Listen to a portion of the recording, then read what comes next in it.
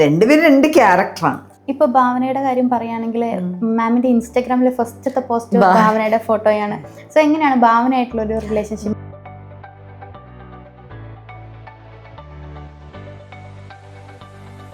ഭാവന, ഞാൻ ഭവിന്ന് വിളിക്കുന്നത്. ഭവിയെ അങ്ങനെയാണ്, എല്ലാം ഇങ്ങനെ നേരത്തെ പ്ലാൻ ചെയ്യും. അങ്ങനെ പെർഫെക്റ്റ് ആയിട്ട് പോകണം എന്ന് വിചാരിക്കുന്നില്ല. ഇപ്പൊ മൈക്രോ ബ്ലേഡിങ് ചെയ്യുന്നുണ്ടല്ലോ, ശരിക്കും അതിന്റെ ഒരു പ്രോസസ്സ് എന്താണ്?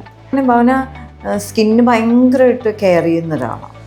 എത്ര രാത്രിയായിട്ട് വന്നാലും ഷൂട്ട് കഴിഞ്ഞ് വന്നാലും ആ സ്കിന്നിൻ്റെ പ്രിപ്പറേഷൻ കഴിഞ്ഞിട്ടേ ഉറങ്ങുള്ളൂ. ഡെയിലി ഒരു സ്കിൻ കെയർ റൊട്ടീൻ എന്ന് പറഞ്ഞിട്ട് നമ്മൾ മസ്റ്റായിട്ട് ചെയ്യേണ്ട 2 കാര്യങ്ങൾ, അല്ലെങ്കിൽ നമ്മൾ ഒരിക്കലും ചെയ്യാൻ പാടില്ലാത്ത 2 കാര്യങ്ങൾ അങ്ങനെ ചോദിക്കുകയാണെങ്കിൽ മാം എന്തോ? അതിലൊരു ക്യാരക്ടറാണ് വരുന്നത്. അപ്പോൾ അതിൽ മേക്കപ്പിന് വലിയ പ്രാധാന്യമൊന്നുമില്ല. ആൻഡ് എങ്ങനെയാണ് ഈ സ്കിൻ ടോൺ മാനേജ് ചെയ്യുന്നത്? കാരണം എല്ലാവരും ഇപ്പം ഭയങ്കര ഫെയർ ആയിരിക്കത്തില്ല. അപ്പോൾ എങ്ങനെയാണ് ഈ സ്കിൻ ടോൺ മേക്കപ്പ് കറക്റ്റായിട്ട് ബ്ലെൻഡ് ആവാൻ വേണ്ടി എന്തൊക്കെ ടെക്നിക്സ് യൂസ് ചെയ്യുക?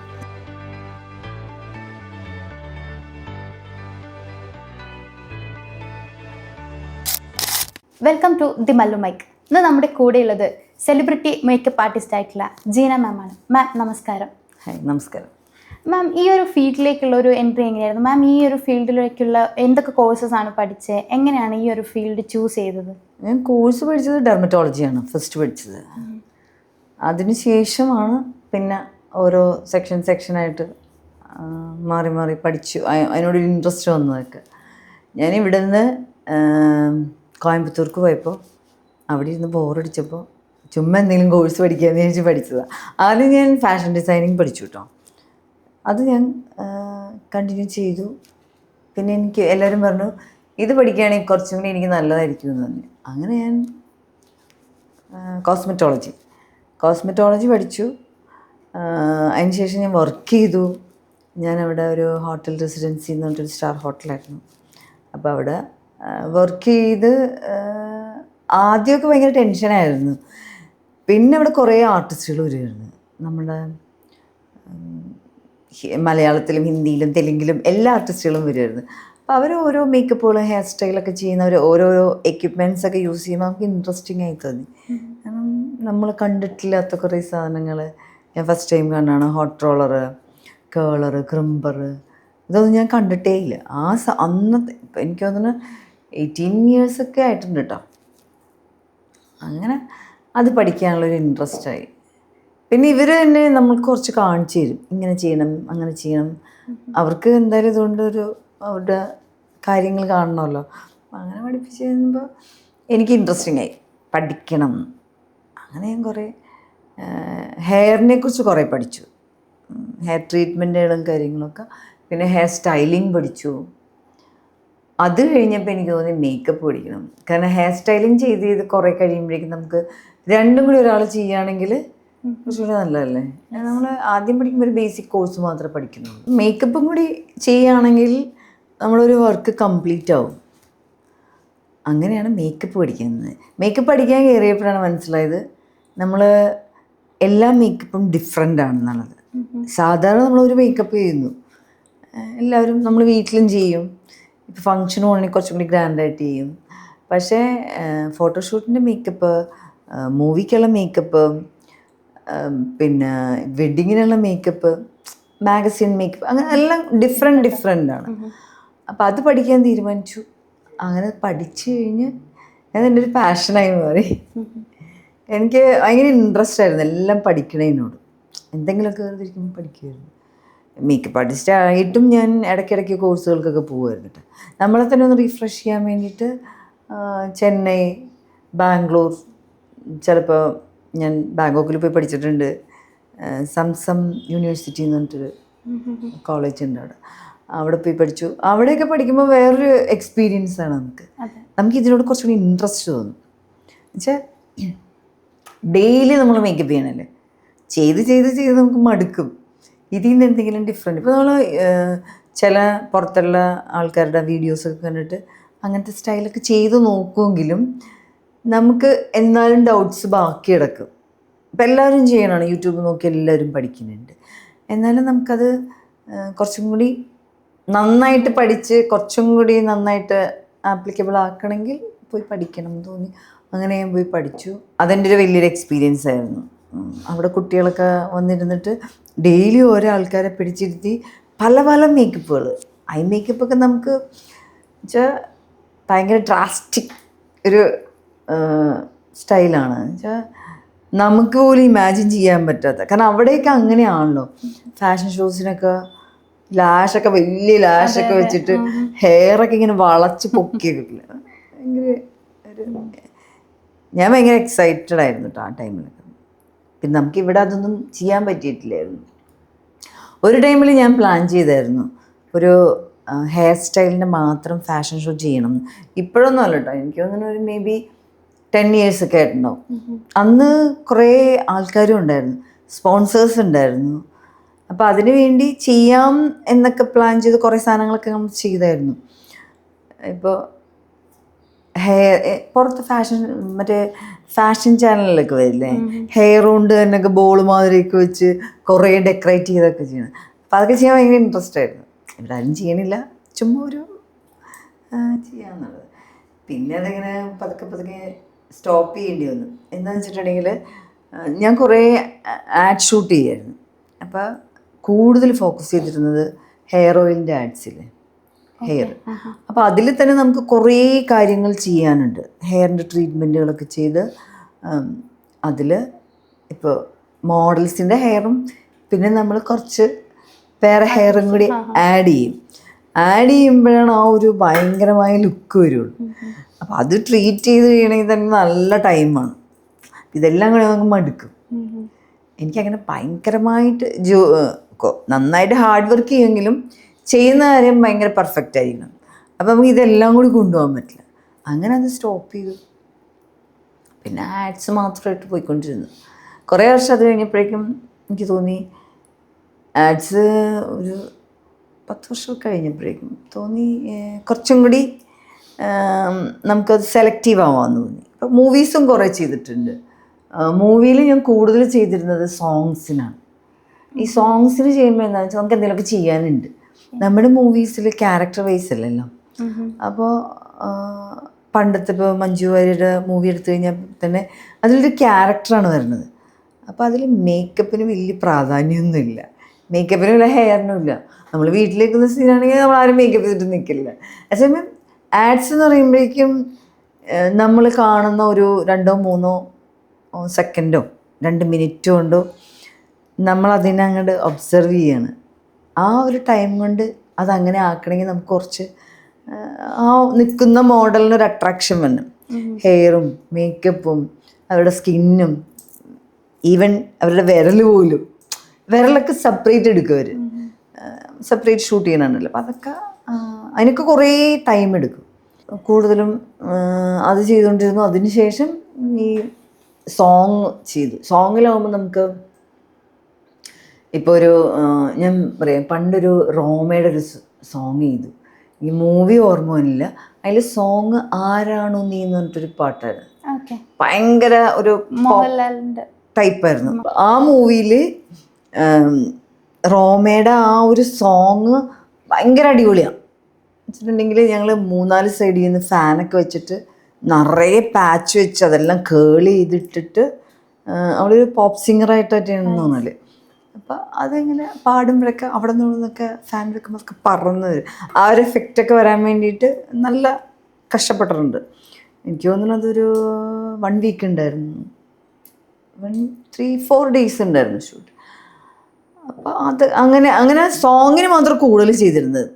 സോങ് എന്ന് പറയുമ്പോൾ 3 days 5 days മാക്സിമം പോയാൽ 10 days. ഇപ്പം നമ്മൾ മലേഷ്യയിലോ പുറത്തൊക്കെ പോയി ഷൂട്ട് ചെയ്യുകയാണെങ്കിൽ 10 days. പിന്നെ ചാപ്പാക്കുരിശ്, കാസിനോ, കുറേ മൂവീസ് ചെയ്തിട്ടുണ്ട്. മൂവീസൊക്കെ ഒത്തിരി വേണം. പിന്നെ കുറേ ആർട്ടിസ്റ്റുകൾക്ക് വേണ്ടി ചെയ്തിട്ടുണ്ട്. അതിൽ നിന്നും സെലക്റ്റീവായിട്ട് കുറച്ചും കൂടി വെച്ചാൽ ഫാഷനബിൾ ആയിട്ടുള്ള ഒരു ആളെ ചെയ്യാനായിരുന്നു എനിക്കിഷ്ടം. വെറുതെ നമ്മൾ എന്തും മേക്കപ്പ് ചെയ്യാൻ വേണ്ടി കാര്യമില്ല. അപ്പം അതിലെനിക്ക് തോന്നുന്നു നമ്മുടെ റിമി ടോമി ഭയങ്കര എപ്പോഴും ഫാഷൻ വേണം എന്ന് ആഗ്രഹിക്കുന്ന ഒരാളാണ്. ഇപ്പം ഞാനൊരു മേക്കപ്പ് ചെയ്യാൻ ചെല്ലുമ്പോഴേക്കും അവർ പറയാണ്, ചേച്ചി എനിക്ക് സിമ്പിളായിട്ട് മതി, അല്ലെങ്കിൽ ജീന എനിക്ക് ഇത്രയും മതിയിട്ട് ഞാൻ ഇങ്ങനെ വരാറുള്ളൂ എന്ന് പറയുമ്പോൾ ഓക്കെ നമ്മളത് ചെയ്ത് കൊടുക്കും. ഡെയിലി ചെയ്യുമ്പോൾ ബോറടിക്കും. പിന്നെ ഭാവനയ്ക്കും ചെയ്തിട്ടുണ്ട്. ഐശ്വര്യലക്ഷ്മി, റീമാ കല്ലിങ്കൽ, പണ്ടൊക്കെ ശ്വേതാ മേനോൻ, പിന്നെ പണ്ടൊക്കെ പറയുകയാണെങ്കിൽ റീമാ കല്ലിങ്കൽ, നമ്മുടെ രമ്യ നമ്പീശൻ, കുറേ പേരുണ്ടായിരുന്നു. സംയുക്ത മേനോൻ, മിയയുടെ വെഡിങ്, പിന്നെ വേറൊരു കുട്ടിയുണ്ടായിരുന്നല്ലോ നമ്മുടെ എന്താണ് ജോർജിൻ്റെ സ്വർഗരാജ്യം, ജേക്കബിൻ്റെ സ്വർഗരാജ്യം. ഞാൻ പറഞ്ഞൊക്കെ മൂവിയുടെ പേരൊക്കെ തെറ്റും കേട്ടോ. കാരണം വെച്ചാൽ ഞാൻ ഈ മൂവിയിൽ വർക്ക് ചെയ്യുമെങ്കിലും എനിക്ക് കൂടുതൽ ആൾക്കാരുമായിട്ടൊന്നും വലിയ കണക്ഷൻസ് ഇല്ല. ഞാൻ പോകുന്നു, എൻ്റെ വർക്ക് കഴിഞ്ഞതും പാക്ക് ചെയ്ത് പോരും. അപ്പോൾ ഒരു കണക്ഷനും പിന്നെ ആ മൂവി കാണാനായിട്ടുള്ള സമയമൊന്നും നമുക്ക് കിട്ടാറില്ല. നമ്മൾ വേറെ വേറെ കാര്യങ്ങൾ, അടുത്ത ഷൂട്ട്, ഈ ആഡ് ഷൂട്ടൊക്കെ അങ്ങനെയാണ്. ഇന്നൊരു 3 days ആണെങ്കിൽ നാളെ ഒരു 2 days. അപ്പോൾ നമ്മൾ ഡേറ്റ് ആയിരിക്കും വെച്ച് പോകുന്നത്. ഓരോന്ന് കഴിഞ്ഞ് ഇങ്ങനെ അങ്ങ് പോകും. എപ്പോഴെങ്കിലും നമ്മൾ ചെയ്ത വർക്ക് മാത്രം നമുക്ക് ഓർത്തിരിക്കുകയുള്ളൂ. ഇപ്പോഴും ഞാൻ ഭയങ്കര സിനിമ ഫാനൊന്നും അല്ല. സിനിമ കാണാൻ ഇഷ്ടമൊക്കെയാണ്, നമുക്ക് സിനിമ കാണാൻ ടൈം കിട്ടാറില്ല. ഇപ്പോൾ തന്നെ മൈക്കിൾ ജാക്സൺ എല്ലാവരും കണ്ടു, എനിക്ക് ഭയങ്കര ഇഷ്ടമായിരുന്നു.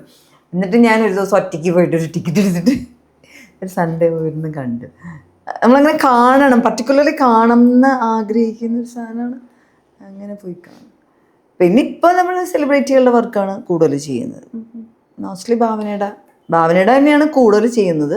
എന്താണെന്ന് വെച്ചാൽ ഭാവനയുടെ ആയിരിക്കും ഡേറ്റുകൾ അങ്ങോട്ട് ബ്ലോക്ക് ചെയ്ത് പോകുന്നത്. പിന്നെ റിമിയുടെ ചെയ്യാറുണ്ട്, പിന്നെ ശ്വേതാ മേനോൻ്റെ ചെയ്യാറുണ്ട്. പിന്നെ ആരെങ്കിലുമൊക്കെ ഇന്ന ആളുടെ ഒന്നുമില്ല, വിളിച്ചു കഴിഞ്ഞാൽ എല്ലാവരുടെയും ചെയ്യും. ഇപ്പൊ ഭാവനയുടെ കാര്യം പറയുകയാണെങ്കിൽ മാമിന്റെ ഇൻസ്റ്റാഗ്രാമിലെ ഫസ്റ്റത്തെ പോസ്റ്റ് ഭാവനയുടെ ഫോട്ടോയാണ്. സോ എങ്ങനെയാണ് ഭാവനയായിട്ടുള്ള ഒരു റിലേഷൻഷിപ്പ്? ഭാവനയായിട്ട് നല്ലൊരു റിലേഷൻഷിപ്പാണ് വെച്ചിട്ടുണ്ടെങ്കിൽ ഒരു സിസ്റ്റർ. കൂടുതലും വർക്ക് ചെയ്യുന്നത് മാത്രമല്ല, എപ്പോഴും നമ്മൾ കൂടെ ആയിരിക്കുക, കൂടെ ട്രാവൽ ചെയ്യുക, അങ്ങനത്തെ ഒരു എപ്പോഴും കുറേ സംസാരിക്കുക. പിന്നെ ഈ സ്റ്റൈലുകളെ കുറിച്ച് നമ്മൾ കുറേ സംസാരിക്കും കേട്ടോ. ഇപ്പം നമുക്ക് ഇന്നത്തെ വർക്കാണെങ്കിൽ ചിലപ്പോൾ നമുക്ക് കുറേ ദിവസം നെക്സ്റ്റ് മന്ത് ഒരു ഷോ ഉണ്ടെന്ന് വിചാരിച്ചു. അപ്പോൾ ആ ഷോയ്ക്ക് ഇങ്ങനെ വേണം അങ്ങനെ വേണം ഒക്കെ റെഫറൻസ് എടുത്ത് കുറേ പ്ലാൻ ചെയ്യും നമ്മൾ. കാരണം ഞാൻ ഭവിന്ന് വിളിക്കുന്നത്, ഭവി അങ്ങനെയാണ്, എല്ലാം ഇങ്ങനെ നേരത്തെ പ്ലാൻ ചെയ്യും. അങ്ങനെ പെർഫെക്റ്റായിട്ട് പോകണം എന്ന് വിചാരിക്കുന്ന ഒരാളാണ്. അങ്ങനെ തന്നെ പോകും. ഇൻട്രസ്റ്റിംഗ് ആണ് എനിക്ക് വർക്ക് ചെയ്യാനായിട്ട്, ചെയ്യാം എന്തെങ്കിലുമൊക്കെ. പിന്നെയും ആള് ഭയങ്കര ഹൈ ഫാഷനിലേക്കൊന്നും പോവാറില്ല, ആ ഒരു സ്റ്റൈലാണ് ഇഷ്ടം. ആ ഒരു സ്റ്റൈലിൽ തന്നെ എപ്പോഴും ചെയ്തു പോകും. അപ്പം നമ്മുടെ ഭാവനയെ കൂടുതൽ സുന്ദരിയാക്കുന്നത് മാമിന്റെ കൈകളാണ്. അതെ, എനിക്കിഷ്ടമാണ്. ഭാവനയുടെ സ്കിന്നും ഹെയറൊക്കെ നല്ലതാണ്. നല്ല സ്കിൻ അല്ലാത്തത് നമ്മൾ നന്നായിട്ട് ചെയ്യും. എന്നാലും ഞാൻ പറഞ്ഞ ഭാവന സ്കിന്ന് ഭയങ്കരമായിട്ട് കെയർ ചെയ്യുന്ന ഒരാളാണ്.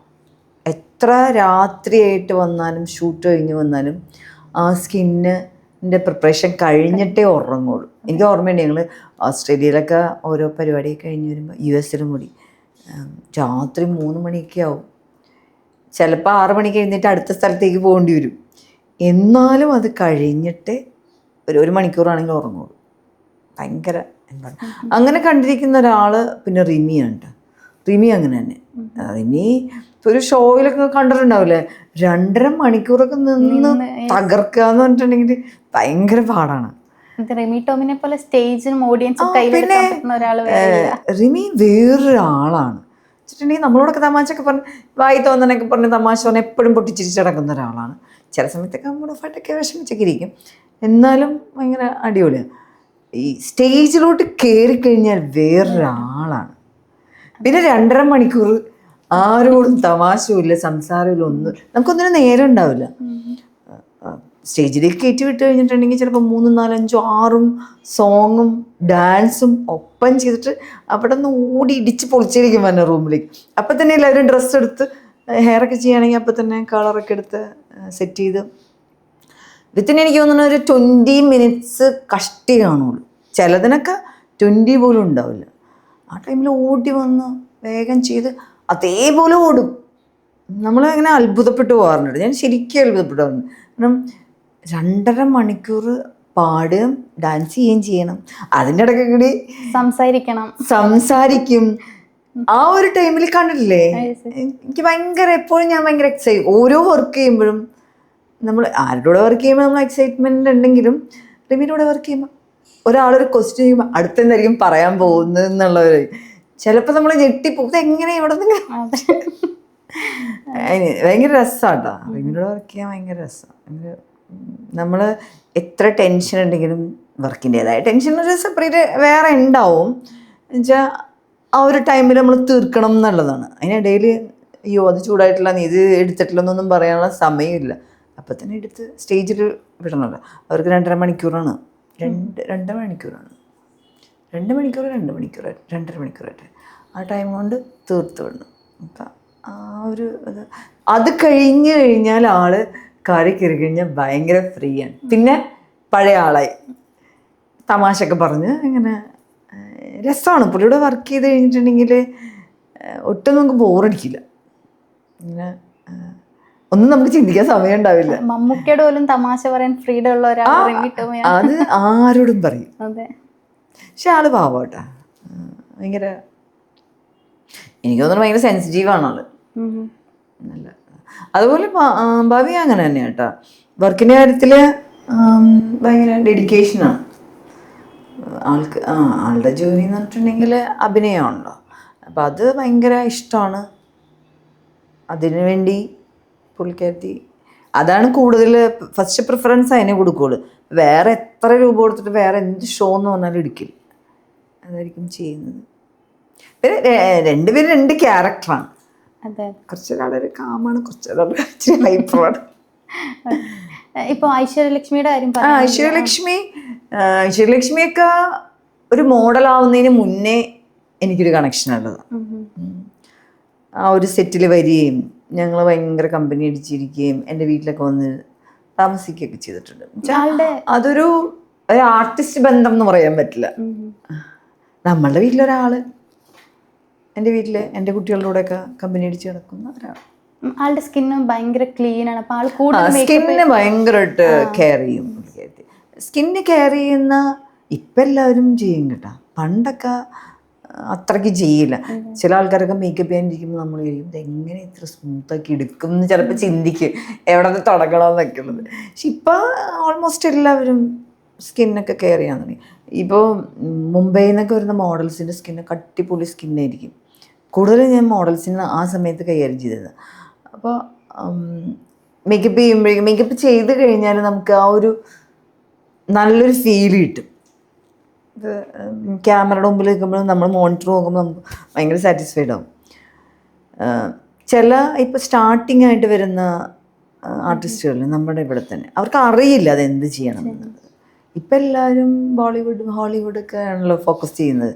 അപ്പം അതുപോലത്തെ മേക്കപ്പ്, ഇപ്പം ന്യൂഡ് മേക്കപ്പ്, എല്ലാവർക്കും ന്യൂഡ് മേക്കപ്പ് ഒന്നും ചെയ്യില്ല. എന്നുവെച്ചാൽ ന്യൂഡ് മേക്കപ്പ് ഓക്കെ, സ്കിന്നും എല്ലാം നല്ലതാണെങ്കിൽ നമുക്ക് അധികം അതിൽ തിക്കായിട്ട് ഫൗണ്ടേഷൻ ഇടണ്ട, ആ ഒരു സ്മൂത്ത്നെസ് കൊണ്ടുവരാൻ വേണ്ടിയിട്ട് അങ്ങനെയൊന്നും ചെയ്യേണ്ട ആവശ്യമില്ല. കുറച്ച് നന്നായിട്ട് വെറുതെ ലൈറ്റായിട്ടൊക്കെ ഇട്ട് ചെയ്യാം. പിന്നെ നമ്മൾ യൂസ് ചെയ്യുന്ന പ്രൊഡക്റ്റുകളെല്ലാം അങ്ങനത്തെ പ്രൊഡക്റ്റുകളാണ്. എല്ലാം ലിക്വിഡ് ടൈപ്പ്, ഭയങ്കര തിന്ന് ട്രാൻസ്പെറൻ്റ് ആയിട്ടുള്ള ടൈപ്പ് ഓഫ് മേക്കപ്പ് തിങ്സാണ് യൂസ് ചെയ്യുന്നത്. എല്ലാം ഞാൻ പുറത്തൊക്കെ പോകുമ്പോൾ അവിടെ നിന്നൊക്കെയാണ് കളക്ട് ചെയ്തുകൊണ്ടിരുന്നത്. പിന്നെ ചില സ്കിന്നിൽ നമുക്ക് കുറച്ച് തിക്കായിട്ടൊക്കെ ഇടേണ്ടി വരും, പാടുകളുണ്ടാവും, പുഴികളുണ്ടാവും. അപ്പം അതൊക്കെ കുറച്ച് ഹെവി ആയിട്ടുള്ള മേക്കപ്പ് ഇട്ട്. അപ്പോൾ ഈ പറഞ്ഞു വന്നതെന്ന് വെച്ചാൽ ഇപ്പോഴത്തെ കുട്ടികൾ വരെ, ഇപ്പോഴത്തെ ജെൻസിസ് എല്ലാ കുട്ടികളില്ലേ, എനിക്ക് തോന്നുന്നു അവർക്കൊന്നും അധികം മേക്കപ്പ് വേണ്ടാന്ന് തോന്നുന്നു. അവർ കൂടുതലും നമ്മൾ ഒരാളെ മാറ്റുന്ന ഐ മേക്കപ്പൊക്കെ ചെയ്തിട്ടാണ് കുറച്ചൊന്ന് മാറ്റുക. ഇപ്പോൾ ഒരു ലിപ്പൊക്കെ ഷേപ്പൊക്കെ വ്യത്യാസമാണെങ്കിൽ അതൊക്കെ ഒന്ന് കറക്റ്റ് ചെയ്യുക, ലൈനിട്ട്. നോസ് വലുതാണെങ്കിൽ നോസ് ഒന്ന് കോൺടോറിങ് ചെയ്യുക, അങ്ങനെയൊക്കെ. എനിക്ക് തോന്നുന്നു ഇപ്പോഴത്തെ കുട്ടികളൊക്കെ അധികം മുന്നേ അവർ ഭയങ്കര കോൺഷ്യസ് ആണെന്ന് തോന്നുന്നു. അതൊക്കെ അവരെല്ലാം അവരിതിലേക്ക് എയിമായിരിക്കും ചിലപ്പോൾ, എനിക്കൊരു ആർട്ടിസ്റ്റ് ആവണം. അപ്പം അത് നേരത്തെ തന്നെ അതിന് വേണ്ടി പ്രിപ്പറേഷൻ ചെയ്യുന്നു. പണ്ടൊക്കെ എനിക്ക് തോന്നുന്നു അങ്ങനെ ആർട്ടിസ്റ്റ് ആവണം എന്ന് വിചാരിച്ച് വന്നവർ കുറച്ചായിരിക്കും. യാദൃശ്ചികമായിട്ട് വന്ന ആർട്ടിസ്റ്റ് ആയ ആൾക്കാരൊക്കെ ഇരിക്കും. അതെ. ഇപ്പൊ ഈ ന്യൂഡ് മേക്കപ്പ് അറിയില്ല, ന്യൂഡ് മേക്കപ്പും പിന്നെ നമ്മൾ കുറച്ച് ബൾക്കായിട്ട് മേക്കപ്പ് ചെയ്യുന്നത് തമ്മിൽ മെയിൻ ആയിട്ട് വരുന്ന ചാലഞ്ചസ് എന്തൊക്കെയാണ്? കൂടുതൽ പേര് ഇപ്പൊ ന്യൂഡ് മേക്കപ്പ് ആണല്ലോ പ്രിഫർ ചെയ്യുന്നത്. അപ്പൊ അതിന്റെ മെയിൻ ചാലഞ്ചസ് എന്തൊക്കെയാണ് വരുന്നത്? ന്യൂഡ് മേക്കപ്പ് എന്ന് പറയുമ്പോൾ എന്താണെന്നറിയാമോ, മേക്കപ്പ് ചെയ്യും നമ്മൾ, അതിൽ യൂസ് ചെയ്യുന്ന കളേഴ്സ് ഭയങ്കര സട്ടിലായിട്ടുള്ള കളേഴ്സ് ആയിരിക്കും യൂസ് ചെയ്യുന്നത്. ഇപ്പോൾ ഒരു മേക്കപ്പും ചെയ്യാത്ത ഒരാൾ വെറുതെ റെഡ് ലിപ്സ്റ്റിക് ഇട്ട് പോവുകയാണെങ്കിൽ ആൾക്കാർ എന്തൊരു മേക്കപ്പാണെന്ന് അറിയില്ലേ. അതെ അതെ. അത് നമ്മൾ കാണുമ്പോഴുള്ള നമുക്ക് അങ്ങനെ ഫീൽ ചെയ്യാണ്. റെഡ് ലിപ്സ്റ്റിക്, ലിപ്പ് വലുതും കൂടി ആണെങ്കിൽ കഴിഞ്ഞ് ഇങ്ങനെ നന്നായിട്ട് ഔട്ട് ചെയ്തിരിക്കും. അപ്പം അതൊക്കെയാണ് അതിൻ്റെ ഒരു വ്യത്യാസം. ഐ മേക്കപ്പ്, ഐയിലിപ്പോൾ നല്ല ഡാർക്ക് ബ്ലാക്ക് ഒക്കെ ഇട്ട് സ്മോക്കിയൊക്കെ ചെയ്ത് കഴിഞ്ഞിട്ടുണ്ടെങ്കിൽ നോർമലി നമുക്ക് പുറത്ത് പോകുമ്പോഴേക്കും ഭയങ്കര ഇതായിട്ട്. പിന്നെ ഗ്ലിറ്റർ, ഫുൾ ഗ്ലിറ്റർ, പിന്നെ കുറേ കളേഴ്സ്. ഇപ്പോൾ ഒരു മെജന്ത കളർ ബ്ലൗസാണെന്ന് വിചാരിക്കും, മെജന്ത കളർ ഇട്ടിട്ട് അതിന് കുറച്ച് ഗ്ലിറ്ററൊക്കെ ഇട്ട് വരികയാണെങ്കിൽ അതിൽ ന്യൂഡ് മേക്കപ്പായിട്ട് നമുക്ക് ചെയ്യാൻ പറ്റുന്നതെന്ന് വെച്ചാൽ ചെറുതായിട്ടൊരു ഈ മെജന്ത ഒരു ജസ്റ്റ് വാഷ് പോലെ ഇരിക്കും. അതായത് നമ്മൾ വേറെ കളേഴ്സ് മിക്സ് ചെയ്തിട്ട് അങ്ങനെയായിരിക്കും ചെയ്യുക. പിന്നെ ബ്ലാക്ക് വെച്ചിട്ട് ഹൈലൈറ്റ് ചെയ്യില്ല, ലൈറ്റ് ബ്രൗൺ ഒക്കെ ആയിരിക്കും ചെയ്യുക. പിന്നെ ഐലൈനർ ഇങ്ങനെ എഴുതില്ല. ഐലൈനറൊക്കെ ആ എഡ്ജിലും ഈ എന്താ പറയുക ലാഷില്ലേ, ലാഷിൻ്റെ ഇന്നറിൽ വരുന്ന രീതിയിലായിരിക്കും എഴുതുക. അപ്പം എഴുതിയിട്ടുണ്ടെന്ന് തോന്നുന്നില്ല, പക്ഷെ ആ വാട്ടർ ലൈനൊക്കെ നല്ല ഡെപ്ത് അങ്ങനെയൊക്കെ ചെയ്യാം. ലിപ് കളറും അതുപോലെ തന്നെ ലിപ് ലൈനിട്ട്, അതും വളരെ ലൈറ്റ് ഷെയ്ഡ് കൊണ്ട് ലിപ് ലൈൻ ഇട്ടിട്ട് ലിപ്പിൻ്റെ ഷേപ്പ് കറക്റ്റ് ചെയ്യും, എന്നിട്ട് ലിപ്സ്റ്റിക് ഇടുക ചെയ്യും. അതും കുറച്ച് ഈ എന്താ പറയുക മോയിസ്റ്റായിട്ടുള്ള ലിപ്സ്റ്റിക് ഇട്ട് കഴിഞ്ഞാൽ വലിയ തോന്നില്ല. ഈ ഒരു കേക്കി എഫക്റ്റ് വരാതിരിക്കാൻ വേണ്ടിയിട്ട് എടുക്കുന്ന എന്തെങ്കിലും പ്രിപ്പറേഷൻസ് ഉണ്ടോ? കേക്കി എഫക്റ്റ് വരാതിരിക്കാനായിട്ട് നമ്മൾ ആദ്യം പ്രിപ്പയർ ചെയ്യാം ഫേസ്. അതിന് കുറേ പ്രൊഡക്റ്റുകളുണ്ട്, അതൊക്കെ ഇട്ട് ചെയ്യാം. പിന്നെ ചിലരുടെ സ്കിന്നിൽ കുറച്ച് ഐസ് മസാജ് ചെയ്യുന്നത് നല്ലതായിരിക്കും. ഐസ് മസാജ് ചെയ്ത് കഴിയുമ്പോഴേക്കും കുറച്ചും കൂടി സ്കിൻ സോഫ്റ്റ് ആവും. മേക്കപ്പ് ഇടുമ്പോഴേക്കും മേക്കപ്പ് ലൈറ്റായിട്ട് ഇട്ട് കഴിഞ്ഞാലും ഫേസ് നന്നായിട്ടിരിക്കും. അപ്പോൾ നമ്മൾ വെറുതെ ഐസൊക്കെ ഇട്ട് ഒന്ന് ചെയ്ത് കഴിഞ്ഞാൽ തന്നെ നമ്മുടെ ഫേസ് ഭയങ്കര ഫ്രഷ് ആയിട്ട് തോന്നുന്നുണ്ട്. അത് തന്നെ ചെയ്യുന്നത്. ഓക്കെ. ഈ ഐ മേക്കപ്പ് എങ്ങനെയാണ് ഇത്ര പെർഫെക്റ്റ് ആയിട്ട് ചെയ്യാൻ പറ്റുക? ലൈക്ക് നമ്മളിപ്പം പണ്ടൊക്കെ എന്ന് പറഞ്ഞാൽ ആൾക്കാർ കൺമഷി കൊണ്ട് എഴുതുന്നു, അങ്ങനെയൊക്കെയാണല്ലോ. പക്ഷെ ഇപ്പോൾ ഒരുപാട് പ്രൊഡക്റ്റുകളുണ്ടല്ലോ. ഐ ജെൽ ഉണ്ട്, ഐലൈനർ ഉണ്ട്, ഐ പെൻസിലുണ്ട്. പിന്നെ തന്നെ ഈ ഐ ചെയ്യുമ്പോൾ ബ്രഷുകൾ തന്നെ പല ടൈപ്പ് ഉണ്ട്. റൗണ്ട് ബ്രഷ് ഉണ്ട്, ഫ്ലാറ്റ് ബ്രഷ് ഉണ്ട്, ഇങ്ങനെ സ്ലൈഡ് ചെയ്ത് കട്ട് ചെയ്തിരിക്കുന്ന സ്ലാൻഡിങ് ആയിട്ടുള്ള ബ്രഷ് ഉണ്ട്. ഇതെല്ലാം ഓരോന്നിനും യൂസ് ചെയ്യണം. അപ്പോൾ തന്നെ കാരണം കണ്ണെന്ന് പറഞ്ഞാൽ കുഞ്ഞു സ്ഥലമല്ലേ, അപ്പം അതിന് ഉള്ള ടൂൾസ് എന്ന് പറയുമ്പോൾ കൊച്ചു ടൂൾസാണ്. അത് വെച്ച് ചെയ്യുമ്പോൾ മാത്രമേ ആ ഒരു കറക്റ്റ് ഫീൽ വരുള്ളൂ. വലിയൊരു ബ്രഷ് ഇട്ട് ചെയ്തിട്ട് അടുത്ത കളറിട്ട് വലിയ ബ്രഷ് ഇട്ട് ചെയ്താൽ ആ ഒരു പെർഫെക്ഷൻ വരില്ല. ഈ ചെറിയ ഐസിനെ എങ്ങനെ വലുതാക്കി? ചിലരല്ലേ കുഞ്ഞു ഐസിനെ പക്ഷെ മേക്കപ്പ് ചെയ്ത് കഴിയുമ്പോൾ വലിയ ഐസ് പോലെ ഫീൽ ചെയ്യിക്കുന്നത്. അതിന് കുറച്ച് ട്രിക്കുകളുണ്ട്. നമ്മൾ ഐ എഴുതുമ്പോൾ ഉള്ള ഒരു ഡിപ്പെൻസ് അവരുടെ ഐയുടെ ലെങ്ത്തും റൗണ്ടും ഒക്കെ നോക്കിയിട്ടാണ് ചെയ്യുക. എങ്ങനെയാണ് ഈ സ്കിൻ ടോൺ മാനേജ് ചെയ്യുന്നത്? കാരണം എല്ലാവരും ഇപ്പം ഭയങ്കര ഫെയർ ആയിരിക്കത്തില്ല. അപ്പോൾ എങ്ങനെയാണ് ഈ സ്കിൻ ടോൺ മേക്കപ്പ് കറക്റ്റായിട്ട് ബ്ലെൻഡ് ആവാൻ വേണ്ടി എന്തൊക്കെ ടെക്നിക്സാണ് യൂസ് ചെയ്യുക? സ്കിൻ ടോൺ കറക്റ്റ് ചെയ്യാന്ന് പറഞ്ഞിട്ടുണ്ടെങ്കിൽ ഇപ്പം ഞാൻ ചെയ്യുന്നത് എന്ന് പറഞ്ഞാൽ ഡയറക്റ്റ് ഒരിക്കലും ഞാനൊരു ഫൗണ്ടേഷൻ യൂസ് ചെയ്യാറില്ല. എന്നുവെച്ചാൽ ഞാൻ മിക്സ് ചെയ്തിട്ടാണ് യൂസ് ചെയ്യാം. അത് എനിക്ക് അങ്ങനത്തെ ഒരു ഇൻട്രസ്റ്റ് വരാൻ കാരണം ഞാൻ ആക്ച്വലി പഠിച്ചത് ഫൈൻ ആർട്ടാണ്. ഫൈൻ ആർട്ടിൽ 5 ഇയേഴ്സാണ്. അതിൽ നമുക്ക് ഓരോ വർഷവും ഓരോ സെക്ഷൻ ബൈ സെക്ഷനായിട്ടാണ് പഠിക്കുക. അതിൽ കളറ് മിക്സിംഗ് ഉണ്ട്, ഇപ്പോൾ വാട്ടർ കളർ മിക്സിംഗ് ഉണ്ട്, ഓയിൽ പെയിൻറ്റ് മിക്സിംഗ് ഉണ്ട്, അക്രിലിക്, എല്ലാ സാധനം മിക്സ് ചെയ്യും. ഈ മിക്സ് ചെയ്ത് പഠിച്ച് ഇപ്പോൾ ഒരു പോർട്രേറ്റ് ചെയ്യുകയാണെങ്കിൽ അതിന് ഇപ്പോൾ ഓരോരുത്തരുടെ സ്കിന്നിപ്പോൾ വെളുത്തിരിക്കും, കറുത്തിരിക്കും, ചുമന്നിരിക്കും, പല ടൈപ്പ് ഇരിക്കും, പല സൈഡിലും പല ടോണായിരിക്കും. പിന്നെ ലൈറ്റ് അടിക്കുമ്പോൾ തന്നെ ഇവിടെ കുറച്ച് ബ്രൈറ്റ് ആയിട്ട് തോന്നും, ഇവിടെ നിന്ന് കുറച്ച് ഡാർക്ക് ആയിരിക്കും, കുറച്ച് ചില അങ്ങനെ ഓരോ വേരിയേഷൻ ഉണ്ട്. അത് നമ്മൾ മിക്സ് ചെയ്താണ് ഇട്ട് പഠിച്ചിരിക്കുന്നത്. അതുകൊണ്ട് ഞാൻ എൻ്റെ ബ്രൈഡാണെങ്കിലും ആര് വന്നിരുന്നാലും ഫസ്റ്റ് ഞാൻ മിക്സ് ചെയ്തെടുത്തിട്ട് ചെയ്യുള്ളൂ. മിക്സ് ചെയ്തെടുക്കുമ്പോൾ എന്താണെന്ന് വെച്ചാൽ കറക്റ്റ് കളർ കിട്ടും, നമുക്ക് ചെയ്ത് നോക്കാൻ പറ്റും. ഇപ്പം ഡയറക്റ്റ് ഇടുകയാണെങ്കിൽ ഓരോ ഫൗണ്ടേഷൻസും ഓരോ സ്കിന്നിന് വേണ്ട ആൾക്കാർക്ക് ഉള്ളതാണ്. ഇപ്പോൾ യെല്ലോ ഷെയ്ഡ് കൂടുതലുള്ള വെളുത്ത ആൾക്കാരുണ്ട്, ഭയങ്കര ബ്രൈറ്റ് ആയിട്ടുള്ള ആൾക്കാരുണ്ട്. പിങ്ക് ഷെയ്ഡ് കൂടുതലുള്ള ബ്രൈറ്റ് ആയിട്ടുള്ള ആൾക്കാരുണ്ട്. അങ്ങനെ ഡിഫറെൻ്റ് ആണ്. ഇപ്പോൾ നമ്മൾ ഇവിടുത്തെ ഏറ്റവും ഫെയർ ആയിട്ടുള്ള ഒരാളും പുറത്തുള്ള ഏറ്റവും ഫെയർ ആയിട്ടുള്ള ഒരാളും തമ്മിൽ വെച്ച് നോക്കിയാൽ തന്നെ കളർ ഡിഫറൻസ് ഉണ്ട്. അപ്പോൾ അത് നമ്മൾ മിക്സ് ചെയ്തെടുത്ത് തന്നെ ചെയ്യണം. ഈ ബ്രൈഡ്സിനൊക്കെ ചെയ്യുമ്പോഴത്തേക്കും അവർക്ക് എന്തെങ്കിലും ടിപ്സ് പറഞ്ഞു കൊടുക്കാറുണ്ടോ? സ്കിൻ കെയർ ടിപ്സ് ഒക്കെ പറഞ്ഞു കൊടുക്കാറുണ്ടോ? പറഞ്ഞു കൊടുക്കാറുണ്ട്. ബ്രൈഡ്സ് എന്ന് പറയുമ്പോഴേക്കും ബ്രൈഡ്സിനെയാണ് നമുക്ക് എപ്പോഴും ചെയ്യാനായിട്ട് ഭയങ്കര കെയർഫുൾ ആയിരിക്കേണ്ടത്. ആർട്ടിസ്റ്റുകളെന്ന് പറഞ്ഞാൽ അവർ ഡെയിലി ചെയ്യുന്നതാണ്. മോഡൽസുകളാണെങ്കിലും അവർക്ക് ഇതിനെപ്പറ്റി ഒരു ധാരണയുണ്ട്. ഈ ബ്രൈഡ് എന്ന് പറയുമ്പോഴേക്കും അവരുടെ സ്പെഷ്യൽ ഡേ ആണ്, ഒരു ദിവസമാണുള്ളത്. അതിനുവേണ്ടി ഭയങ്കര എക്സൈറ്റഡ് ആയിരിക്കും അവർ. ഒരുപാട് അവർ പ്രിപ്പറേഷൻ ചെയ്തിട്ടുണ്ടാവും, ഡ്രസ്സ് അത് ഇതൊക്കെ. അപ്പോൾ ആ ലാസ്റ്റ് ഡേ പിന്നെ ലാസ്റ്റ് ചെയ്യുന്നത് മേക്കപ്പാണ്. അപ്പം അതിലവർ ഭയങ്കര എന്താ പറയുക, നല്ല ടെൻഷൻ ഉണ്ടാവും, അവർക്ക് വിഷമം ഉണ്ടാവും. ചില കുട്ടികളൊക്കെ എനിക്ക് പേടിയാവണം എന്നൊക്കെ. എന്തിനാ പേടിയാവണത്? മേക്കപ്പ് നമുക്കത് ഷൂട്ടായില്ലെങ്കിൽ നമുക്ക് വേണമെങ്കിൽ മാറ്റാം. അപ്പം എത്ര മേക്കപ്പ് നന്നായിട്ട് ചെയ്യുന്ന ഒരാളാണെങ്കിലും മേക്കപ്പ് ചെയ്യാനിരിക്കുന്ന ആളല്ലേ അയാൾക്കൊരു ഐഡിയ ഉണ്ടാവും. അപ്പം എത്ര നമ്മളോട് സംസാരിച്ച് കഴിഞ്ഞാലും ചിലപ്പോൾ പറയും, ചേച്ചി ഞാൻ കണ്ണിങ്ങനെയല്ല ഉദ്ദേശിച്ചത്. ചിലപ്പോൾ റെഫറൻസൊക്കെ കൊണ്ടുവന്നിട്ടായിരിക്കും ചെയ്യുന്നത്. എനിക്കിത് ചേരണില്ല എന്ന് തോന്നുന്നു, അവർ തന്നെ പറയുന്നതായിരിക്കും. അപ്പം കുഴപ്പമില്ല, നമുക്കത് മാറ്റി ചെയ്യാം. അങ്ങനെ പറഞ്ഞു കഴിഞ്ഞാൽ അവർ ടെൻഷൻ മാറി. ഇപ്പം ചെയ്ത് കഴിഞ്ഞിട്ട് നമുക്ക് ഇത് പറ്റില്ല എന്ന് പറഞ്ഞു കഴിഞ്ഞിട്ടുണ്ടെങ്കിൽ അവർ ടെൻഷനാവും, അവരുടെ ഉള്ള മൂഡ് പോയിക്കുന്ന ഫേസിലുള്ള എക്സ്പ്രഷൻ മാറും, ഒട്ടും ഹാപ്പി ആയിരിക്കില്ല. അപ്പം അതുകൊണ്ട് ബ്രൈഡ്സിനെ എപ്പോഴും ഞാൻ നന്നായിട്ട് ടേക്ക് കെയർ ചെയ്യാറുണ്ട്. എന്ത് ഡൗട്ട്സ് ഉണ്ടെങ്കിലും നിങ്ങൾ എനിക്ക് മെസ്സേജ് ഇട്ടോളൂ എന്ന് പറയും. ചില ടൈമിൽ ചില ആൾക്കാർക്കൊക്കെ പറ്റാറുണ്ട്. എപ്പോഴും ഞാൻ ഈ ട്രാവൽ ചെയ്യുന്നുണ്ട്, ഇന്ത്യക്ക് പുറത്തേക്കും ട്രാവൽ ചെയ്യും. അത് നമുക്ക് വിളിക്കാനുള്ള ഓപ്ഷൻസ് കുറവായിരിക്കും. ചിലരൊക്കെ അങ്ങനെ പാനിക്കായിട്ടുണ്ട്. അപ്പം ഞാൻ പറഞ്ഞു, എനിക്ക് വാട്സപ്പിൽ ഇട്ടാൽ മതി, എൻ്റെ ഒരു നമ്പർ ഇവിടെ തന്നെ ഉണ്ടാവും, ഇവിടെ ഹാൻഡിൽ ചെയ്യുന്ന ഒരാളുണ്ട്. അപ്പോൾ നമുക്കൊരു മാനേജർ എന്നുള്ള രീതിയിൽ ഒരാളുണ്ട്. അപ്പോൾ അവരുടെയിലായിരിക്കും എന്തെങ്കിലും ഉണ്ടെങ്കിൽ. ഇപ്പോൾ അവർക്ക് എന്തെങ്കിലും ഡൗട്ട് ഉണ്ടെങ്കിൽ എനിക്ക് ഇൻസ്റ്റയിൽ കൂടി മെസ്സേജ് ചെയ്യാം, എനിക്കല്ലെങ്കിൽ വാട്സപ്പ് ചെയ്യാം, വേറൊരു നമ്പർ കൂടി ഉണ്ടെങ്കിൽ വാട്സപ്പ് ചെയ്യാം. അപ്പോൾ ചില ആൾക്കാർ ഇപ്പോൾ എനിക്ക് തോന്നുന്നത് US പോകുമ്പോഴേക്കും സംഭവിക്കുന്നതാണ്. അവിടുത്തെ ടൈമും എൻറ്റയർലി ഡിഫറെൻറ്റാണ്. പിന്നെ അവിടെ നമ്മൾ ഈവനിങ് ആയിരിക്കും അവരുടെ ഫങ്ഷൻ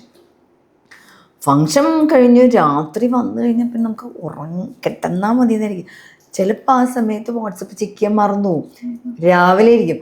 അപ്പോൾ ഇവർ ഹോൾ ഡേ മെസ്സേജ് ഇട്ടിട്ടുണ്ടാവാം, വിളിച്ചിട്ടുണ്ടാവും, ടെൻഷൻ അടിച്ച് ഭയങ്കര വഴക്കൊക്കെ ആവും. അപ്പം ഞാൻ പറയും, ഞാൻ കണ്ടു കഴിഞ്ഞാൽ അപ്പം റിപ്ലൈ ചെയ്യും. നമുക്ക് ഡേറ്റിനെ കുറിച്ച് നല്ല ധാരണയുണ്ട്, ഇന്ന ദിവസമാണ് ഡേറ്റ്, ഇന്ന എല്ലാ ഡേറ്റുകളും നമുക്കറിയാൻ പറ്റും. ഇവർ പെട്ടെന്ന് ടെൻഷൻ. അതാണ് ബ്രൈഡ്സിൻ്റെ ഒരു ചെറിയൊരു ഫോൾട്ട് എന്ന് പറയാൻ പറ്റില്ല, അവരുടെ സ്പെഷ്യൽ ഡേ അല്ലേ. അപ്പോൾ അതിനുവേണ്ടി ഞാൻ എപ്പോഴും നേരത്തെ അവരോട് പറയും, നിങ്ങൾ ടെൻഷൻ അടിക്കരുത്.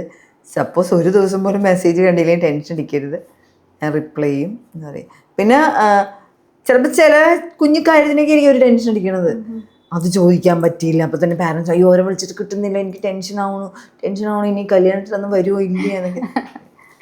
അതൊക്കെ ഞാൻ അപ്പോൾ തന്നെ ഞാനിങ്ങനെ പറഞ്ഞു വെക്കും, എന്തുണ്ടെങ്കിലും നിങ്ങൾ മെസ്സേജ് ഇട്ടു. പിന്നെ എനിക്കറിയാം ഇവർ ഇങ്ങനെയായിരിക്കും, ഇവർക്ക് ഇങ്ങനത്തെ ടെൻഷൻസ് ഉണ്ടാവുന്നത്. ചിലത് പാരൻസിനായിരിക്കും ഭയങ്കര ടെൻഷൻ. ഇവിടെ തന്നെ ട്രയൽ ചെയ്യാൻ വരുമ്പോൾ പാരൻസിനായിരിക്കും ഭയങ്കര ടെൻഷൻ. ഇതിങ്ങനെ ഇട്ട് അവൾക്ക് ചേരും, ഇതിങ്ങനെ ഹെയർ സ്റ്റൈൽ സെൻട്രൽ പാർട്ടീഷൻ ഇട്ടാൽ ചേരും, ഈ ഡ്രസ്സ് ചേരും. അമ്മയ്ക്കൊരു സ്റ്റൈലായിരിക്കും ഇഷ്ടം, അച്ഛനൊരു സ്റ്റൈലായിരിക്കും ഇഷ്ടം, കുട്ടിക്കൊരു സ്റ്റൈലായിരിക്കും ഇഷ്ടം. അപ്പം ഞാൻ പറയും, കുട്ടിയുടെ അല്ലേ ഫങ്ഷൻ, അവർക്ക് വിടുക എന്നുവെച്ചാൽ. അയ്യോ അപ്പം ഞങ്ങളുടെ ബന്ധുക്കളൊക്കെ എന്ത് ചെയ്യായിരിക്കും, നിങ്ങൾ ബന്ധുക്കൾക്ക് വേണ്ടിയല്ല കല്യാണം കഴിക്കുന്നത്, അവരുടെ ഇഷ്ടത്തിന് വിടുക. പിന്നെ കുട്ടികളുടെ കുറച്ചൊക്കെ ഇവരുടെ ആഗ്രഹങ്ങളുണ്ടാവും, അച്ഛൻ്റെ അമ്മയുടെയൊക്കെ. അവരുടെയും വലുതായി വരുമ്പോൾ നമുക്ക് ഇങ്ങനെ നടത്തണം അങ്ങനെ നടത്തണം, ഇനിയൊന്നും അങ്ങനെ പ്രതീക്ഷിച്ച കാര്യമൊന്നുമില്ല. അത് അവരെയും ഞാൻ ഒന്ന് പതുക്കെ സമാധാനിപ്പിക്കും, ഇവരെ രണ്ടുപേരും മാനേജ് ചെയ്യണം. എനിക്ക് 2 കുട്ടികളുണ്ട്. അപ്പം അതുകൊണ്ട് എനിക്ക് കുറേയൊക്കെ അറിയാം. നമ്മൾ ഒരുപാട് ഇങ്ങനെ ബലം പിടിച്ചിട്ട് കാര്യമൊന്നുമില്ല. പിന്നെ നമ്മുടെ ഇഷ്ടങ്ങളൊക്കെ നമ്മൾ ചെയ്യണില്ലേ, അപ്പോൾ അവരുടെ ഇഷ്ടങ്ങളൊക്കെ അവർ ചെയ്യണം. അതെ. ആൻഡ് ഇപ്പോൾ ബ്രൈഡ്സ് ചെയ്യുന്ന കോമൺ ആയിട്ടുള്ള മിസ്റ്റേക്സ് എന്തൊക്കെയാണ്? കോമൺ ആയിട്ടുള്ള മിസ്റ്റേക്സ് എന്തൊക്കെയാണ് ഇവരിപ്പം പ്രിപ്പറേഷൻസിൽ എടുക്കുന്ന അല്ലെ സ്കിൻ പ്രിപ്പയർ ചെയ്യാൻ എടുക്കുന്ന എന്തെങ്കിലും കോമൺ ആയിട്ട് ആൾക്കാർ ചെയ്യുന്ന മിസ്റ്റേക്സ് എന്തെങ്കിലും ഉണ്ട്? മിസ്റ്റേക്സ് എന്ന് പറയാൻ പറ്റില്ല, ടൈം കിട്ടാതെയൊക്കെ വരും. ഇപ്പം ഒരു ഡോക്ടറാണ്, അവർക്ക് ചിലപ്പോൾ 3 days ഒക്കെ ഇരിക്കും, ചിലർക്ക് 3 days ഒക്കെ ഇരിക്കും കിട്ടും. ചിലർ ഇന്ന് വന്നിട്ട് നാളെ ഇരിക്കും കല്യാണം. ഇന്ന് വന്നിട്ട് അവർ ബോഡി പോളിഷിങ് ചെയ്യും, ഫേഷ്യൽ ചെയ്യും, പെഡിക്യൂർ ചെയ്യും, വാക്സ് ചെയ്യും, എല്ലാം ഒറ്റ ദിവസം കൊണ്ട് ചെയ്യും. എന്നിട്ട് നാളെ കല്യാണമായിരിക്കും. അപ്പോൾ അതിന് നമുക്ക് അവരോട് 3 മാസം മുന്നേ അവരുടെ സ്കിൻ നോക്കണമെന്ന് പറയാൻ പറ്റില്ല. ഓരോരുത്തരുടെ പ്രൊഫഷൻ എന്താണ് അതനുസരിച്ചായിരിക്കും. പിന്നെ ചിലരൊക്കെ ഒരു 3 മാസം മുന്നേയൊക്കെ വന്നിട്ട് പോകും, എല്ലാം മന്തും വന്ന് എന്തെങ്കിലുമൊക്കെ ചെയ്യും. ചിലർ ഡോക്ടേഴ്സിൻ്റെ അടുത്ത് പോയി ചെയ്യും. അവർക്ക് എന്താ കംഫർട്ടബിൾ അത് ചെയ്തോളാൻ പറയും. നമുക്കങ്ങനെ നിർബന്ധമൊന്നുമില്ല ഇവിടെ വന്ന് ചെയ്യണം എന്നൊന്നും. ഡോക്ടേഴ്സ് പറയും അവർ ചെയ്താലാണ് നല്ലതാവുക എന്ന് പറയും. ഓരോരുത്തരുടെ കംഫർട്ട് അനുസരിച്ച് ചെയ്യുക. ചിലരൊക്കെ പിമ്പിൾ ട്രീറ്റ്മെൻ്റ് ഒക്കെ ചെയ്തിട്ട് മാറാതെയൊക്കെ വന്നിട്ട് നമ്മളിവിടെ പിമ്പിൾ ട്രീറ്റ്മെൻ്റ് ഒക്കെ ചെയ്ത് മാറിക്കൊടുക്കും, മാറ്റി കൊടുക്കും. വലിയ വലിയ ബോൾസൊക്കെ ഇരിക്കും. അപ്പം അത് ഇപ്പോൾ നമ്മൾ എല്ലാവരും ഒരേ ക്ലാസ്സിലിരുന്ന് പഠിച്ചാലും പലരും പല മാർക്സ് വരുമ്പോൾ ഡിഫറെൻ്റ് ആയിരിക്കും. മാർക്സ് മാത്രമല്ല, പലരും പല പ്രൊഫഷനായിരിക്കും. അതെ അതെ. എല്ലാം മാർക്സും ഒക്കെ എല്ലാവരും ഒരു ടീച്ചർ തന്നെ ആയിരിക്കും പഠിപ്പിക്കുന്നത്. അതിൻ്റെതായ വ്യത്യാസങ്ങളുണ്ട്, എല്ലാത്തിലും ഉണ്ടാവില്ല. മേക്കപ്പ് ആർട്ടിസ്റ്റിലുണ്ടാവും, ഹെയർ സ്റ്റൈലിസ്റ്റിലുണ്ടാവും, ഡോക്ടേഴ്സിലുണ്ടാവും. അപ്പോൾ നമ്മൾ ഡെയിലി ഒരു സ്കിൻ കെയർ റൊട്ടീൻ എന്ന് പറഞ്ഞിട്ട് നമ്മൾ മസ്റ്റായിട്ട് ചെയ്യേണ്ട 2 കാര്യങ്ങൾ, അല്ലെങ്കിൽ നമ്മൾ ഒരിക്കലും ചെയ്യാൻ പാടില്ലാത്ത 2 കാര്യങ്ങൾ അങ്ങനെ ചോദിക്കുകയാണെങ്കിൽ മാം എന്ത് പറയും? അങ്ങനെ ചോദിക്കുകയാണെങ്കിൽ ഞാൻ പറയും, ഉറങ്ങുന്നതിന് മുന്നേ എവിടെ പോയി വന്നാലും ഫേസ് നന്നായിട്ട് വാഷ് ചെയ്യുക. ഭയങ്കരമായ ഫേസ് വാഷ് ഒന്നുമല്ല, നോർമൽ ഒരു ഫേസ് വാഷ് ഇട്ട് വാഷ് ചെയ്തിട്ട് കിടക്കുക എന്നുള്ളതാണ്. പിന്നെ വേണമെങ്കിൽ എന്തെങ്കിലും ഒരു നൈറ്റ് ക്രീം യൂസ് ചെയ്യാം. പിന്നെ പുറത്ത് പോകുമ്പോൾ ഫേസ് വാഷ് യൂസ് ചെയ്യുക, പുറത്ത് പോകുമ്പോൾ സൺസ്ക്രീൻ യൂസ് ചെയ്യുക. മസ്റ്റായിട്ട് സൺസ്ക്രീൻ യൂസ് ചെയ്യുക. ഈ സൺസ്ക്രീൻ യൂസ് ചെയ്തില്ലെങ്കിൽ ടാൻ വന്ന് നമ്മുടെ കളറേ അല്ലാണ്ടായി മാറും. പിന്നെ ആ ടാൻ അവിടെ കിടന്ന് പിഗ്മെൻറ്റേഷനൊക്കെ അതിങ്ങനെ കയറി ചെറിയൊരു പിഗ്മെൻറ്റേഷനായിരിക്കും. ഒരു ചെറിയൊരു പിഗ്മെൻ്റ് ഇവിടെ ഉണ്ടെങ്കിൽ അത് വീണ്ടും ഡെയിലി വെയിൽ കൊള്ളുമ്പോഴേക്കും അത് ഡാർക്ക് ആയിക്കൊണ്ടിരിക്കും. പിന്നെ അത് മാറാൻ വേണ്ടി ഡോക്ടേഴ്സിൻ്റെ അടുത്ത് പോയിട്ട് പീൽ ചെയ്യണം. പീൽ ചെയ്ത് കുറേ കഴിയുമ്പോഴേക്കും മാറും, കുറച്ച് കഴിയുമ്പോൾ വീണ്ടും വരും. അപ്പം നമ്മുടെ ഡെയിലി റൊട്ടീനിൽ സൺസ്ക്രീൻ ആൻഡ് ഫേസ് വാഷാണ് ഞാൻ പറയണത്. ഒരു ബെസ്റ്റ് സൺസ്ക്രീൻ സജസ്റ്റ് ചെയ്യാൻ പറ്റുമോ? സൺസ്ക്രീൻ പല ബ്രാൻഡ് ഉണ്ടെങ്കിലും SPF 50 യൂസ് ചെയ്യുക, 50+ യൂസ് ചെയ്താൽ നല്ലത്. കാരണം 30 കൊണ്ടൊന്നും ഒരു ഗുണവും ഇല്ല, വെറുതെ യൂസ് ചെയ്യാമെന്ന് മാത്രമേ. അപ്പം SPF 50+, TRIPL+ ഉണ്ട്, PH 4+ ഉണ്ട്. അങ്ങനത്തെയൊക്കെ യൂസ് ചെയ്യുകയാണെങ്കിൽ നമ്മൾ എന്താണോ ഉദ്ദേശിക്കുന്നത് അതുകൊണ്ടുള്ള റിസൾട്ട് നമുക്ക് ഉണ്ടാവും. ഇപ്പോൾ മൈക്രോബ്ലേഡിങ് മാം ചെയ്യുന്നുണ്ടല്ലോ, അപ്പോൾ ശരിക്കും അതിൻ്റെ ഒരു പ്രോസസ്സ് എന്താണ്? മൈക്രോബ്ലേഡിങ് എന്ന് പറഞ്ഞാൽ ഇപ്പോൾ ഐബ്രോ ഇല്ലാത്ത ആൾക്കാർക്ക്, ഐബ്രോ എന്ന് പറഞ്ഞാൽ നമ്മുടെ ഫേസിൻ്റെ വെരി ഇമ്പോർട്ടൻ്റ് ആയിട്ടുള്ളൊരു പാർട്ടാണ്.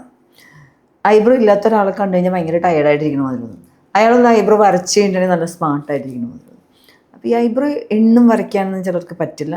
എന്നും വരയ്ക്കുമ്പോൾ പെർഫെക്റ്റ് ആവണം എന്നില്ല. ഇന്ന് വരയ്ക്കണ മാതിരി ഇരിക്കുന്ന നാൾ വരയ്ക്കുന്നു. മൈക്രോബ്ലേഡിങ് ചെയ്യുകയാണെങ്കിൽ നമ്മുടെ ഈ മസിലില്ലേ, ഈ മസില് പ്രായമാവും തോറും ലൂസാവും. അപ്പോൾ നമ്മുടെ ഐബ്രോ ഇങ്ങനെ ഇരിക്കുമ്പോഴേക്കും ആണല്ലോ നമ്മളൊരാളെ കാണുമ്പോഴേക്കും സ്റ്റേജിലാണ് നമ്മൾ തന്നെ വിലയിരുത്തുന്നത്. അപ്പോൾ ഈ മൈക്രോബ്ലേഡിങ് കുറച്ചും കൂടി ആ മസിൽ അവിടെ ഉണ്ടെങ്കിലും കുറച്ചും കൂടി ഹൈറ്റ് ചെയ്ത് പെർഫെക്റ്റായിട്ട് ചെയ്യുമ്പോൾ ആ മസിൽ സാഗ് ചെയ്തായിട്ട് തോന്നില്ല നമുക്ക്. മസിൽ സാഗ് ചെയ്ത് തന്നെ അവിടെ ഇരിക്കും. അതിന് ബോട്ടോക്സ് ഒക്കെ ചെയ്താണ്, ഫില്ലറൊക്കെ ചെയ്താണ് അത് ഹൈറ്റ് വയ്ക്കുന്നത്. പക്ഷേ ഈ മൈക്രോബ്ലേഡിങ് ചെയ്യുമ്പോൾ എന്താണെന്ന് വെച്ചിട്ടുണ്ടെങ്കിൽ നോക്കുമ്പോൾ ഒരു സ്മാർട്ട് ലുക്ക് ഉണ്ടാവും. പിന്നെ കുളിച്ചാലും മഴയത്ത് പോയാലൊന്നും പോകില്ല. അതാണ് ഒരുപാട്. അതുകൊണ്ട് ഇപ്പം അതൊരു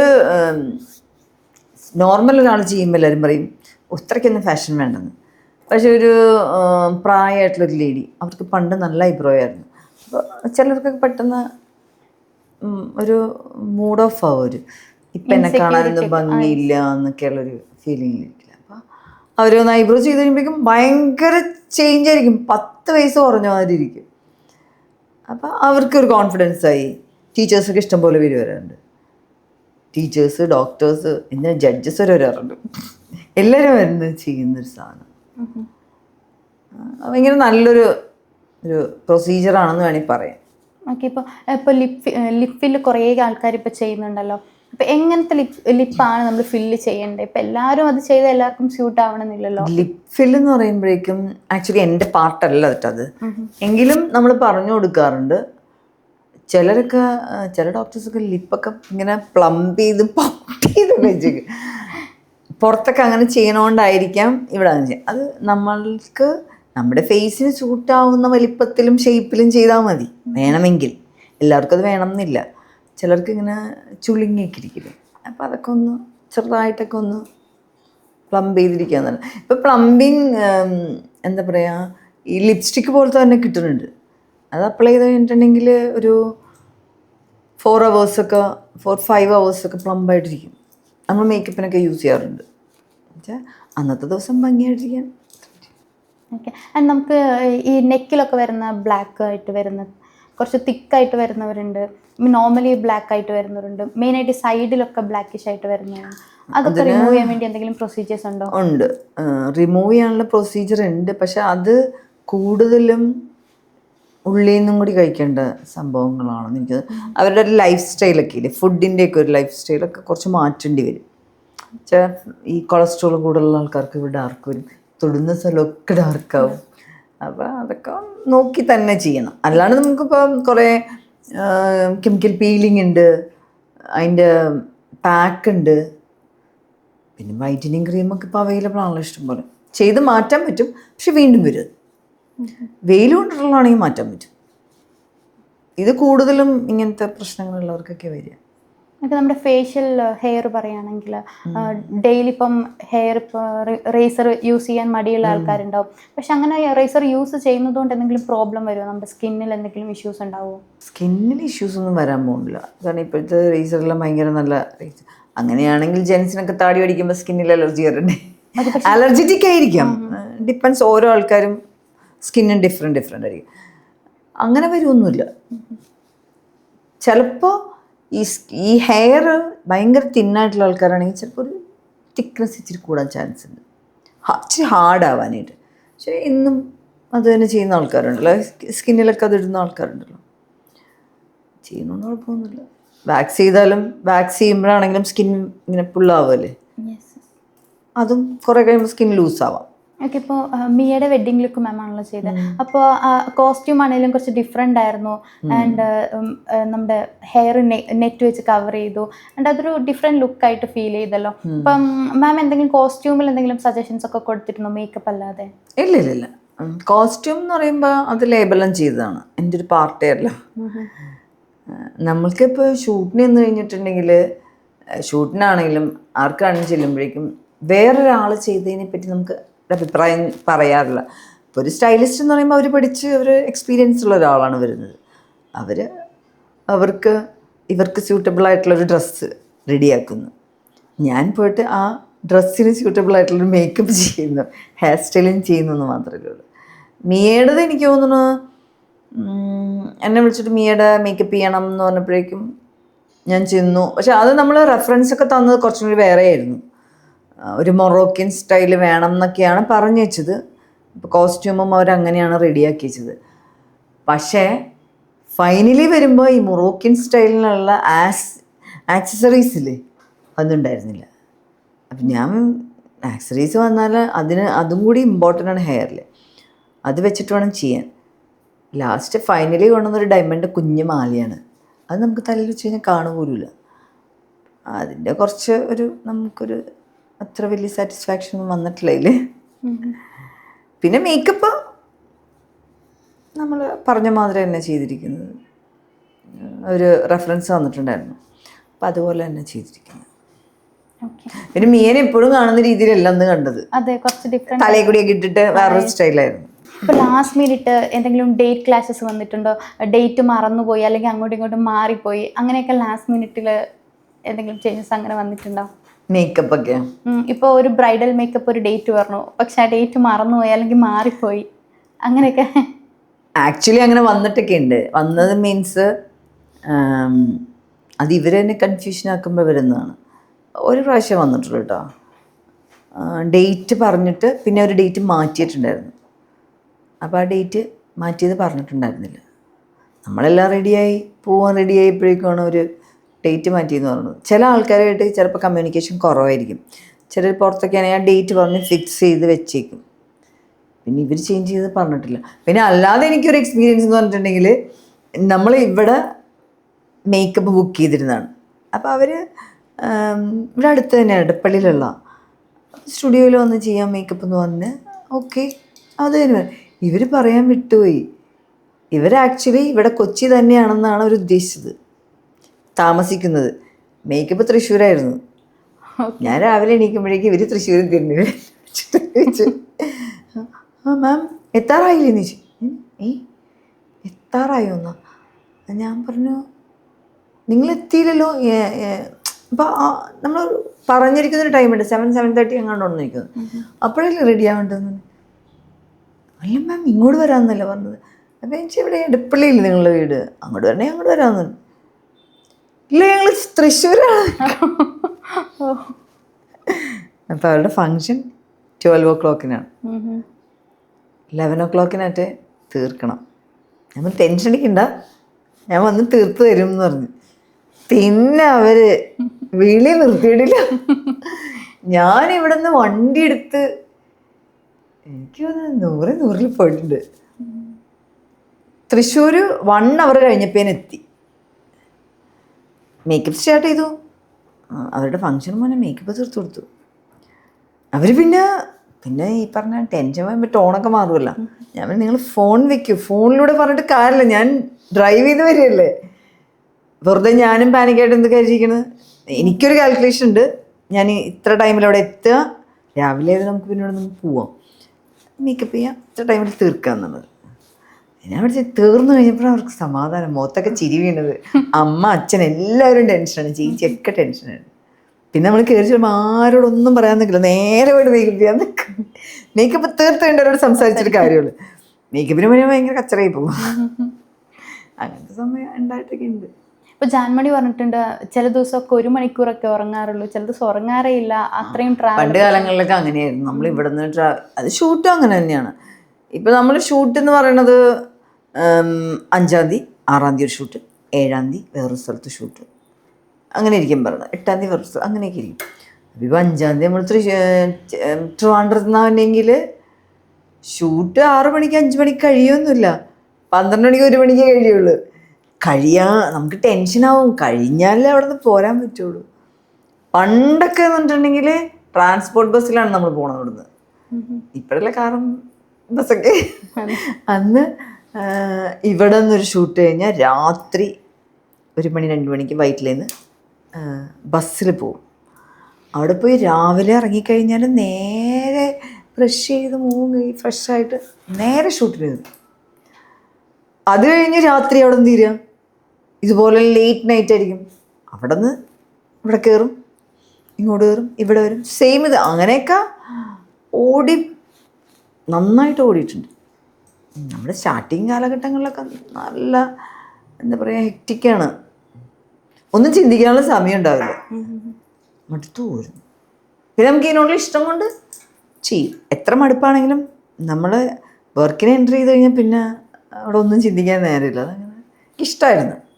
ഇപ്പോൾ ഈ ഫീൽഡിലേക്ക് വരാൻ ആഗ്രഹിക്കുന്ന ഒരുപാട് ആൾക്കാരുണ്ടാവുമല്ലോ, അപ്പോൾ അവർ ഏത് കോഴ്സ് എടുക്കണം, എങ്ങനെ ഈ ഫീൽഡിലോട്ട് വരണം, അങ്ങനെ ഒരു ഗൈഡ് കൊടുക്കാൻ പറ്റുമോ? പ്രോപ്പറായിട്ട് നമ്മൾ എന്താ ഉദ്ദേശിക്കുന്നത് വെച്ചാൽ അത് തന്നെ പഠിക്കണം എന്ന് ഞാൻ പറയുള്ളൂ. കാരണം പണ്ടൊക്കെ ഹെയർ സ്റ്റൈലിങ് ഞാൻ കോയമ്പത്തൂരിൽ നിന്നാണ് ഇങ്ങോട്ട് വന്നത്. എൻ്റെ നാട് ഇവിടെ തന്നെയാണെങ്കിലും ഞാൻ പഠിച്ചത് അവിടെ ആയതുകൊണ്ട് അവിടെ നിന്ന് ഇങ്ങോട്ട് വരുമ്പോൾ ഹെയർ സ്റ്റൈൽ എന്ന് പറഞ്ഞു കഴിഞ്ഞാൽ ഇവിടെ ഹെയർ സ്റ്റൈൽ പ്രോപ്പറായിട്ട് ചെയ്യാൻ ഒരാളും ഇല്ല. ഹെയർ സ്റ്റൈലിന് യൂസ് ചെയ്യുന്ന അയണർ പോലും മര്യാദയ്ക്ക് യൂസ് ചെയ്യാൻ അറിയില്ല. ചുമ്മാ ഒരു കോമ്പ് ഉണ്ടാവും, ബ്രഷ് ചെയ്യും, പൊങ്ങിയിരിക്കുന്ന മുടികൾ ബ്രഷ് ചെയ്യും, അങ്ങനെയാണ്. പിന്നെ ബ്യൂട്ടീഷ്യൻ കോഴ്സ് പഠിച്ച ഒരാളും അങ്ങോട്ട് വന്നിട്ട് കാര്യമില്ല. എല്ലാം വേറെ വേറെ വർക്കുകളാണ്. ഒരു ബ്യൂട്ടീഷ്യൻ കോഴ്സ് പഠിക്കുന്ന ഒരാൾ ബേസിക് കോഴ്സ് മാത്രമേ പഠിക്കുന്നുള്ളൂ. ഇപ്പോൾ അതിനെല്ലാം ഡിഫറെൻറ്റ് കോഴ്സുണ്ട്. കോസ്മെറ്റോളജി സെപ്പറേറ്റ് ഉണ്ട്, ഹെയർ ട്രീറ്റ്മെൻറ്റിനുള്ളത് സെപ്പറേറ്റ് ഉണ്ട്, ഹെയർ സ്റ്റൈലിംഗ് സെപ്പറേറ്റ് ഉണ്ട്, മേക്കപ്പ് സെപ്പറേറ്റ് ഉണ്ട്. പിന്നെ എന്താ പറയുക, മേക്കപ്പ് തന്നെ ബ്രൈഡിനുള്ളതും ഷൂട്ടിനുള്ളതും സെപ്പറേറ്റ് ഉണ്ട്. പിന്നെന്താ പറയുക, സെമി പെർമനൻറ്റ് മേക്കപ്പ് എന്ന് പറഞ്ഞിട്ട് എല്ലാം സെപ്പറേറ്റ് ഉള്ള സാധനങ്ങളാണ്. നമ്മൾ ഏതാണോ ഫോക്കസ് ചെയ്യുന്നത് അത് തന്നെ പഠിച്ചു പോകുന്നത്. ഇപ്പം ഹെയർ എക്സ്റ്റൻഷൻ സെപ്പറേറ്റ് പഠിപ്പിക്കുന്ന അതിന് വേണ്ടി മാത്രം ഒരു സ്റ്റുഡിയോ വയ്ക്കുന്നുണ്ട്. ഹെയറിന് വേണ്ട ആൾക്കാരാണ് ഇത്. ഞാനൊരാൾ ഹെയർ സ്റ്റൈലിങ് അറിയാമെന്ന് പറഞ്ഞ് ഹെയർ എക്സ്റ്റൻഷൻ പഠിച്ച ഒരാൾ അവിടെ പോയി ഒന്നും ചെയ്യാൻ പറ്റില്ല എന്ന് മാത്രമല്ല ആ വർക്ക് കുളമാവും. നമ്മൾ 10 പേർക്ക് കുളമാക്കിയിട്ട് നമുക്ക് ചീത്തപ്പേരുണ്ടാക്കിയിട്ട് നമ്മൾ പോയി പിന്നെ പഠിക്കാൻ പറ്റില്ല. അപ്പോൾ എന്താണോ നമ്മളൊരു ഹെയർ സ്റ്റൈലിസ്റ്റ് ആവാനാണെങ്കിൽ ഏത് കാറ്റഗറിയാണെന്ന് നോക്കണം. ഷൂട്ടിന് വേണ്ടതാണോ അല്ലെങ്കിൽ സലൂണിൽ വേണ്ടതാണോ? സലൂണിൽ ഹെയർ സ്റ്റൈലിസ്റ്റ് എന്ന് പറയുമ്പോൾ ഹെയർ കട്ടിങ് പിന്നെന്താണ് ഹെയർ ട്രീറ്റ്മെൻറ്റുകളൊക്കെയാണ്. ഷൂട്ടിന് വേണ്ടതെന്ന് പറഞ്ഞാൽ ഹെയർ സ്റ്റൈലുകളാണ്. ലെയർ കട്ടുള്ളൊരു മോഡലാണെങ്കിൽ അവർക്ക് എങ്ങനെ സ്റ്റൈൽ ചെയ്യണം, സ്ട്രെയിറ്റ് കട്ടാണെങ്കിൽ അവർക്ക് എങ്ങനെ സ്റ്റൈൽ ചെയ്യണം, പിന്നെ ഇപ്പോൾ ഒരു അമ്മയുടെ സീനാണെങ്കിൽ അവർക്ക് എങ്ങനെ സ്റ്റൈൽ ചെയ്യണം. ഒരു ഉണ്ടക്കെട്ട് വെറുതെ കെട്ടിയാൽ പോരാ, അവർക്കൊരു അമ്മയുടെ ഒരു സോഫ്റ്റ് ലുക്ക് വരണം. ഇതെല്ലാം വളരെ മൈന്യൂട്ടായിട്ടുള്ള കുറേ കാര്യങ്ങളുണ്ട്, ഇതാരും ശ്രദ്ധിക്കാറില്ല. തിരുവാതിരകളിക്ക് കിട്ടുന്ന ഉണ്ടക്കെട്ട് വേറെയാണ് അല്ലേ, ഒരു അപ്ഡു ചെയ്യുന്നത് വേറെ സ്റ്റൈലാണ്, ബ്രൈഡിന് വേറെ സ്റ്റൈലാണ്. അതേസമയം വീട്ടിലിരിക്കുന്ന ഒരു അമ്മ ഒരു കുട്ടിയെ കളിപ്പിക്കുന്ന ഒരു സ്റ്റൈൽ അത് വേറെ സ്റ്റൈലാണ്. അപ്പോൾ സിമ്പിളാണൊരു സാധനം. ഒരു അമ്മ മുടി കെട്ടുന്നു, നമ്മളെല്ലാവരും മുടി കെട്ടി വയ്ക്കും.